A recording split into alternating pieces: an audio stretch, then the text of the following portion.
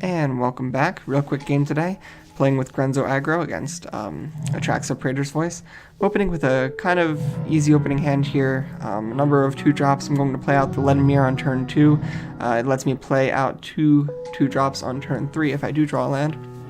Otherwise, I'm just going to deploy the Grim Haruspex and try to dissuade my opponent from trying to attack my mana by killing off Ledmir. I don't draw a third land, so I do play the Grim Haruspex.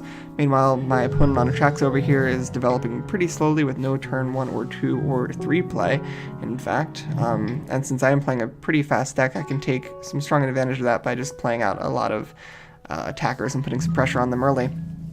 Swing in with Grim Haruspex and pass it back. My opponent just plays out Atraxa, as one would expect, and I'm going to play my Innocent Blood here rather than Flametongue Kavu so that I can play Drana Liberator of Malakir at the same turn. And Drana will continue to put even more pressure on my opponent, giving my team an Anthem when it attacks and a second Anthem when it attacks again. Drana, very, very powerful card if I can get rolling. My opponent Thoughtseizes, fine, didn't really need the Flametongue Kavu to kill them. And I'm going to draw that card off Glintleaf Siphoner. I'm kind of surprised they didn't Wasteland here to try to cut me off red, but I drew this Moldering Marsh anyway, so it wouldn't really have mattered if they had. I'm just going to play out Grenzo for relatively large and play Hex Parasite.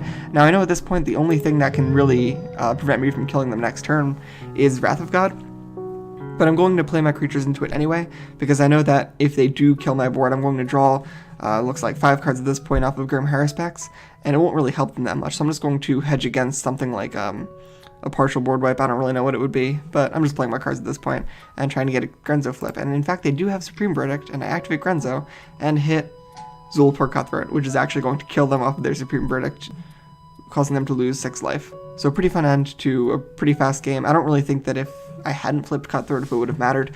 I'm going to hit them with the Bloodghast next turn, just by playing a land since they're below the 10 life required to give it haste, and I'm going to be drawing a huge number of cards here, and my deck is pretty full of aggressive creatures and burn, so I don't really think that there was any getting out of this. But I just thought that was a pretty funny game.